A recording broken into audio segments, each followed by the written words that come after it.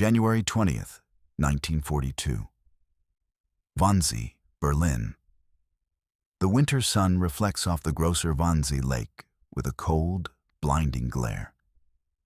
Inside a lakeside villa, the clink of crystal glasses and the shuffle of heavy cardstock provide a polite, domestic soundtrack to a meeting that will seal the fate of millions. SS Obergruppenführer Reinhard Heydrich adjusts his collar, his eyes scanning the room of high-ranking bureaucrats. He isn't discussing military strategy or territorial expansion. He is discussing logistics, the industrialization of death. As the smoke from expensive cigars curls toward the ceiling, the final solution is codified. The transition from chaotic mass shootings in the East to a centralized, technocratic system of slaughter is now official. The map of Europe is no longer a collection of nations, but a grid of transportation routes leading to a single destination, the concentrations May 12, 1944. Munkacs, Hungary. The air inside the wooden cattle car is thick, a physical weight pressing against the lungs of Miklos, a former watchmaker. There are 80 people in a space designed for 8 horses. You can hear the rhythmic, metallic clank-clank of the wheels against the tracks, the heartbeat of a machine that never sleeps. There is no light except for the slivers that pierce through the cracks in the planks, flickering across the terrified faces of children and the vacant stares of the elderly. For 3 days, there has been no water. The bucket in the corner overflowed hours ago. The stench of sweat, excrement, and fear has become a second skin. Miklos feels the train slow. The screech of iron brakes echoes like a dying scream across the Polish countryside. The door groans, then heaves open. Raus! Raus! Alles raus! The sudden explosion of light is blinding. The barking of German shepherds and the rhythmic thud of jackboots on gravel shatter the silence of the arrivals. This is the Judenrampe at Auschwitz-Birkenau. To your left, the towering chimneys of the crematoria belch a heavy, sweet-smelling gray smoke into the overcast sky. You don't know what that smell is yet. You think it's a factory. In a way, you are right. Miklos is shoved into a line. Ahead stands an officer in a meticulously pressed gray-green uniform, his white-gloved hand moving with the casual indifference of a conductor. Left, right, left, left. Age? The officer asks, not looking up. 32, Miklos rasps, or his throat parched. A flick of the thumb to the right. Miklos is separated from his wife and daughter. He watches them being led toward a brick building with a manicured lawn and signs promising disinfection. He wants to call out, to tell them he'll see them after the showers. But a capo, a prisoner-turned-guard, swings a heavy wooden club, driving the men toward the registration barracks. The selection is over in minutes. For those sent left, the world ends in an hour. For Miklos and those sent right, the world is about to become a landscape of calculated agony. They are marched toward the processing sheds, where the first step of the Nazi machine is enacted. The total erasure of the human soul. May 12, 1944. Processing Barrack 16, Auschwitz to Birkenau. The transition from man to peace, Stück, is surgical in its precision. Miklos is pushed into a room where the air is thick with the scent of cheap lye and the metallic tang of clippers. Within seconds, his hair, the same hair his daughter used to run her fingers through, falls in clumps to the floor, joining a mounting pile of dark curls and graying locks. He is stripped. The cold air of the Polish spring bites at his skin, but the humiliation is sharper. There is no privacy here. The SS guards watch with a bored, detached cruelty as the prisoners are doused in stinging disinfectant. Then comes the registration. A prisoner official, his own face a mask of gaunt exhaustion, grabs Miklos's left forearm. The needle is cold, the ink a dark, bruised blue. A dash, 6412. Mabra, with every puncture, the name Miklos recedes into the past. In the ledgers of the Third Reich, he no longer exists as a watchmaker, a husband, or a citizen. He is a serial number on a ledger, a unit of labor to be extracted until the cost of his calories exceeds the value of his output. Move, loss. He is issued a uniform, thin, vertical striped rags made of poor quality viscose that offer as much protection against the elements as a sheet of paper. On his chest is sewn a yellow triangle, overlapping another to form a star. The camp is a hierarchy of hate. Red for political prisoners, green for criminals, purple for Jehovah's Witnesses, pink for homosexuals. The colors dictate your standing in this perverted society.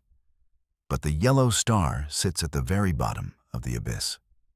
June 4th, 1944. Monowitz, Auschwitz III. When the dawn is not a sunrise, it is a siren. At 4:30 a.m., the appel, the roll call, begins. Thousands of men stand in perfectly straight rows in the freezing mud, some for hours, as the SS officers count and recount. To collapse is to die. To cough is to invite a blow from a rifle butt. Miklos is marched 5 miles to the IG Farben Buna synthetic rubber factory. The Vernichtung durch Arbeit, destruction through labor, is now in full effect. He is tasked with hauling 50-kilogram bags of cement. His hands, once capable of repairing the delicate mainspring of a pocket watch, are now raw, bleeding, and caked in alkaline dust. The rations are a calculated joke. A morning coffee made of burnt acorns, a midday bowl of watery soup containing perhaps a stray piece of rotten turnip, and a crust of black bread for dinner, on often sawdust heavy and moldy. You learn the geometry of the bread, how to slice it into microscopic portions to make it last, how to hide it under your arm so it isn't stolen in the night. By the end of the first month, Miklos's ribs trace sharp lines through his skin. He has entered the state of the Musulman, the living dead. His eyes have grown recessed, his gait a shuffle. He watches a fellow prisoner, a former professor from Prague, trade his gold dental bridge for a single extra ration of soup. The professor dies 2 days later from a fever, the soup having bought him 48 hours of agony. In the barracks at night, the silence is broken only by the rhythmic coughing of the dying and the distant, low hum of the electric fences. The high-tension wires glow with a faint and ghostly blue light. A constant reminder that the only way out of the camp, for most, is through the chimneys. Miklos stares at the ceiling of his wooden bunk, 3 men deep, and tries to remember the sound of his daughter's laugh. It is fading, replaced by the relentless, industrial grinding of the Nazi machine. August 14th, 1944. Block 10, Auschwitz I. The camp is not merely a site of labor. It is a laboratory of the grotesque. While Miklos wastes away in the shadows of the Buna factory, a different kind of horror unfolds in the brick barracks of the main camp. Here, the angel of death, SS Hauptsturmführer Dr. Josef Mengele, moves between cots with a clipboard and a chilling, polite smile. You see the children, twins mostly, clinging to one another in oversized striped tunics. To Mengele, they are not children. They are preparate, specimens. In the pursuit of racial science, he injects blue dye into brown eyes to see if they will change color. He performs surgeries without anesthesia to study the limits of human pain. The screams are muffled by the thick stone walls, but the terror radiates through the camp like a physical chill. And this is the technocratic face of the Holocaust, a world where the Hippocratic Oath has been inverted into a mandate for mutilation. October 7th, 1944. Crematorium 4, Birkenau. The industrial efficiency of the final solution reaches its gruesome peak. The Sonderkommando, special units of prisoners forced to man the gas chambers, work in a state of psychological paralysis. They are the ones who must coax the new arrivals to undress, telling them to remember the number of their clothing hook so they can find their belongings after the disinfection. The doors are heavy, steel-reinforced, with a single glass peephole. You watch as the SS orderly, wearing a gas mask, climbs the roof of the concrete bunker. He opens a small hatch and pours the blue-green pellets of Zyklon B into the vents. Inside, the silence is replaced by a frantic, rhythmic thudding against the metal, the sound of hundreds of people realizing the shower is a tomb. 20 minutes later, the ventilation fans growl to life. The Sonderkommando enter. They must work quickly. Gold teeth are extracted with pliers. Women's hair is shorn to be woven into industrial felt or insulation. The bodies are then moved to the ovens, where the fires roar 24 hours a day. The ash is so plentiful that it is used to pave the paths between the barracks or dumped into the nearby Sola River, turning the water a milky, ghostly gray. November 12th, 1944. The roll call square. Miklos is now a ghost. He weighs less than 90 pounds. His legs are swollen with edema, his skin a translucent parchment stretched over bone. He stands in the mud for the evening appel, his breath hitching in his chest. Beside him, a young boy from Salonika collapses. The boy doesn't move. An SS guard, bored, draws his Luger and fires a single shot into the boy's neck. The sound is sharp, but no one flinches. Empathy has been burned out of them, replaced by a primal, singular focus on the next scrap of bread. But as the sun sets behind the barbed wire, casting long, skeletal shadows across the mud, a rumor begins to ripple through the ranks.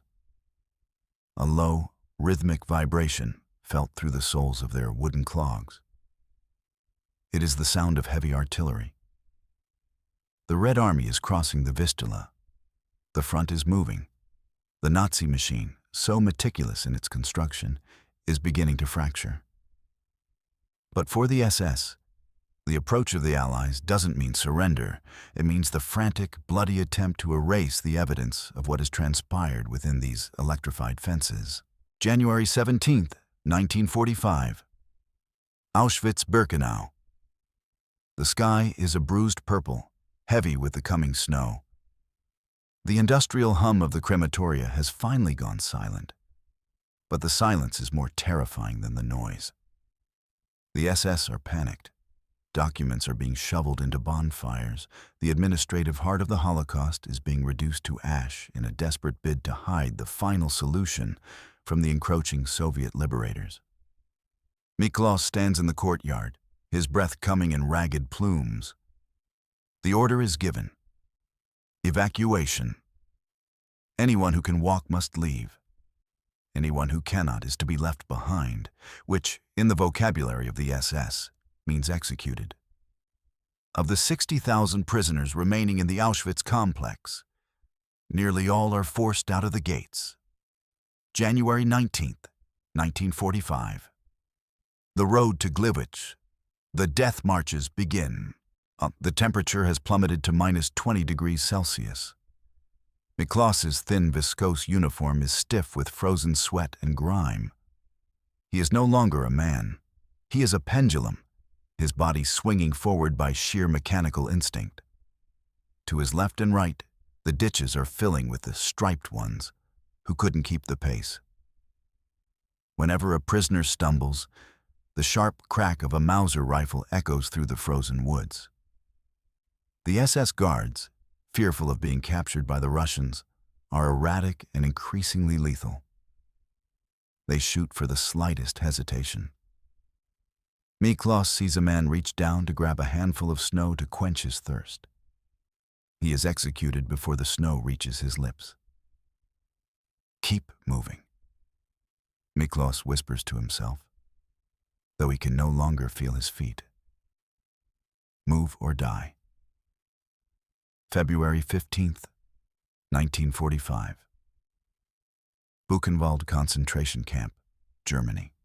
After weeks in open-topped coal wagons and miles of trekking through the blizzard, the survivors of the East are crammed into the already overflowing camps in the German interior.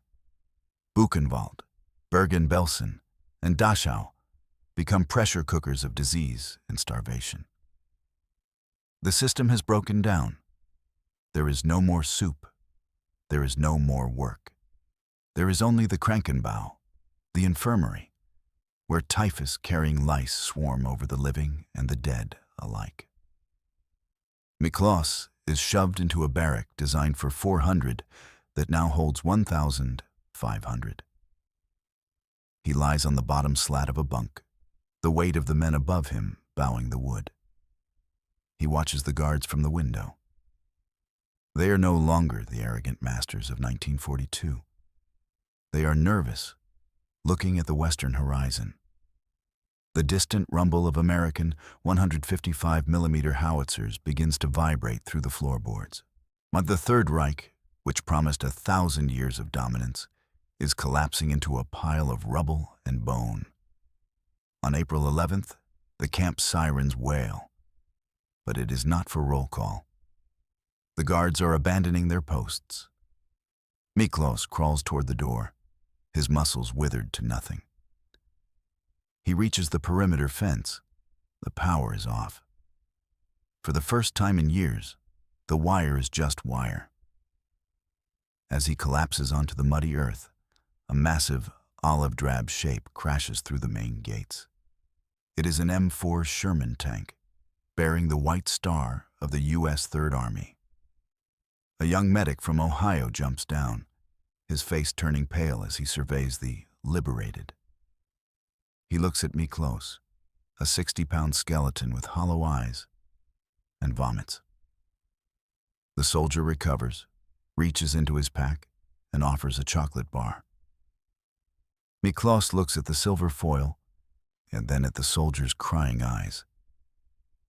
He realizes, with a crushing, agonizing clarity, that he is still alive. But as he looks back at the chimneys behind him, he knows that for millions of others, the liberation has come a lifetime too late. They didn't just industrialize murder. They designed a machine to erase the very memory that you ever existed. From the moment the selection began on the ramp, the only escape was through the chimney. This is the truth the SS tried to burn.